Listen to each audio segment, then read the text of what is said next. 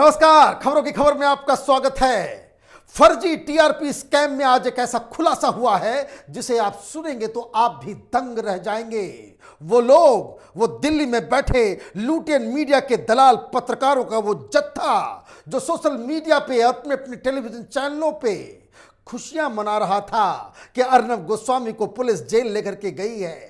उसके घर से किस तरीके से सवेरे सवेरे उसे घसीटते हुए तलोजा जेल लेकर के जाया गया और तमाम मीडिया उसे लाइव दिखा रही थी, खुशियां मना रही थी। आज उनके मुंह पे बहुत बड़ी काली पुत गई है, मुंह काला हो गया है क्योंकि अकेले इस अर्नब गोस्वामी ने इन तमाम मीडिया वालों को, ये तमाम उद्धव ठाकरे के सरकार के सारे अधिकारियों, मंत्रियों और सारे लोग जो सारे कॉन्स्पिरेटर्स थे, उनको अकेले इसने हरा दिया है।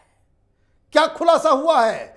खुलासा किसी मीडिया के लोगों ने नहीं किया है, खुलासा उस शख्स ने किया है जिसने प्रेस कॉन्फ्रेंस करके ये बताया था कि ये जो टीआरपी स्कैम है उसका सबसे बड़ा अभियुक्त, सबसे बड़ा आरोप अर्नब गोस्वामी और रिपब्लिक टीवी चैनल के ऊपर है। मतलब ये जिस पुलिस कमिश्नर ने अर्नब गोस्वामी को फंसाया, आरोपी बनाया, लंबे लंबे प्रेस कॉन्फ्रेंस किए, वही अब बता रहा है कि अर्नब गोस्वामी को फंसाने का जो प्रक्रिया थी वो एक पॉलिटिकल कॉन्स्पिरेसी थी और ये बात उसने ईडी के इन्वेस्टिगेशन में किया है। मेरे पास वो तमाम क्वेश्चन आंसर्स हैं, उनसे कई सारे सवाल जवाब किए गए हैं, मैं कुछ डिटेल्स उसकी दूंगा।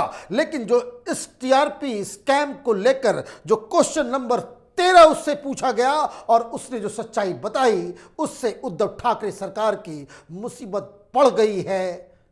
अनिल देशमुख के करतूतों के ऊपर से पर्दा हट गया है और पॉलिटिकल मास्टर्स के साथ मिलकर दलाली करने वाले ये जो मीडिया, टेलीविजन चैनल्स के जो लोग थे, उनका भी पर्दाफाश हो गया है।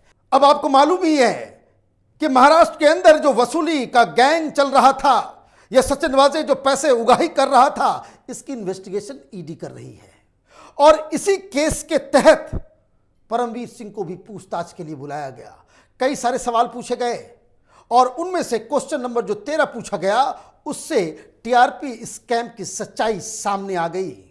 और वो सच्चाई क्या है? ये हमारे पास वो ईडी के द्वारा पूछे गए दस्तावेज हैं, ये ऑथेंटिक कॉपी है कि जिसमें जो क्वेश्चन नंबर जो 13 पूछा गया उसको जरा आप सुनिए।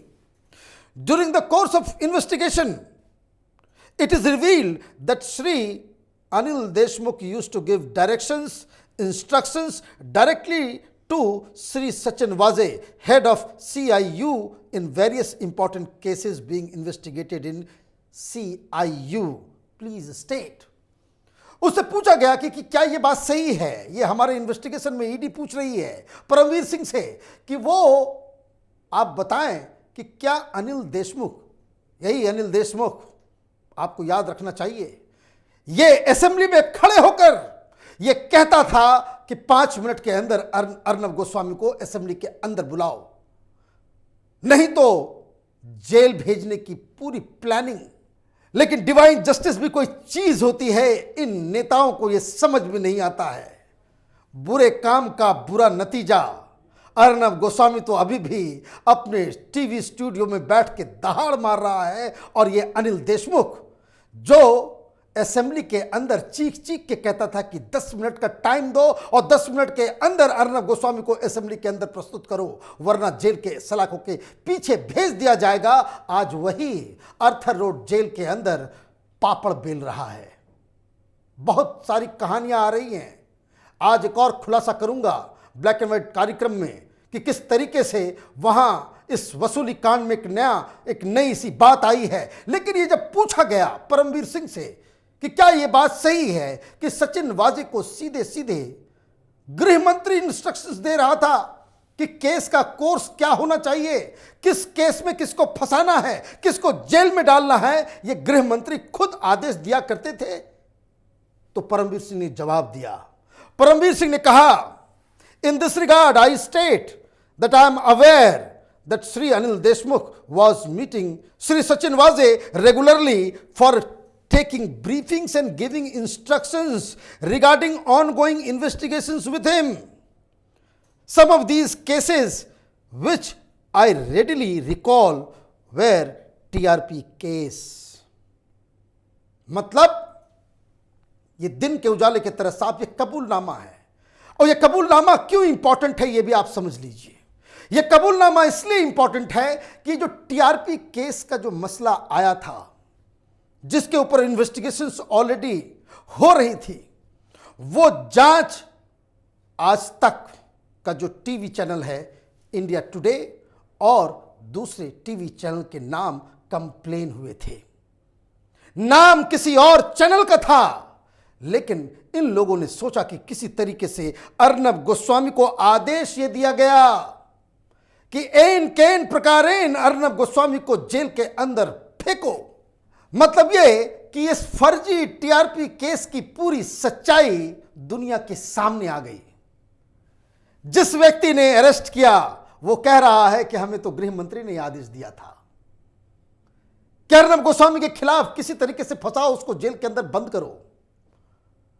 जिस शख्स ने, जिस पुलिस कमिश्नर ने प्रेस कॉन्फ्रेंस की, अब वो बता रहा है कि यह सीधा इंस्ट्रक्शन उद्धव ठाकरे सरकार के गृह मंत्री के द्वारा दिया गया था। और उस वक्त आपको याद होगा ये परमवीर सिंह, इसे टेलीविजन चैनल पे बिठा करके बकायदा इसका महिमा मंडन किया जा रहा था। ये वसूली करने वाले बदनुमा दाग खाकी के वर्दी के ऊपर जिन लोगों ने मुंबई पुलिस और महाराष्ट्र की पुलिस और हिंदुस्तान की खाकी वर्दी के ऊपर कलंक पोता है, इन लोगों ने, इन लोगों को बिठा करके यही दलाल किस्म के मीडिया चैनलों ने बुला करके इनकी ही बातों को बिल्कुल सत्य समझ के ये सारी कार्रवाई कर रहे थे।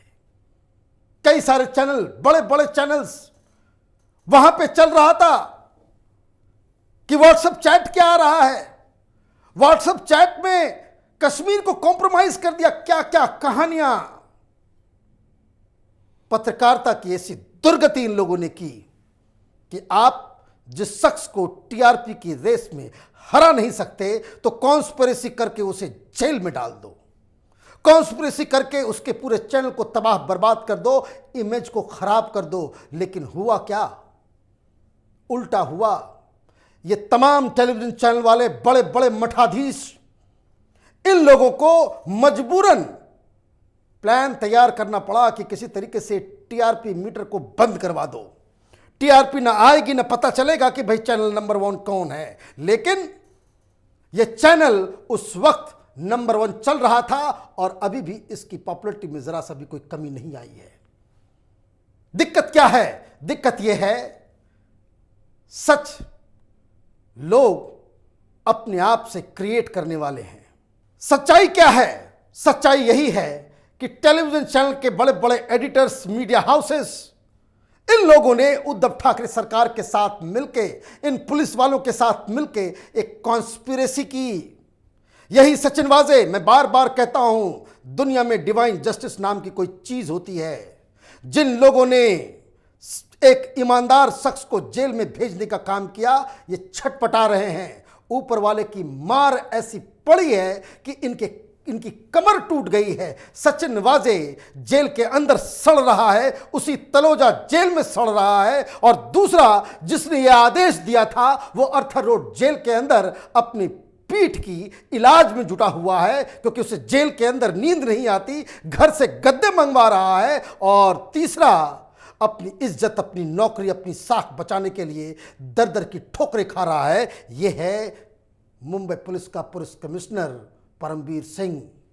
ये सब के सब एक गिरोह के साथ काम कर रहे थे, आज ये पूरी तरीके से बेनकाब हो गए।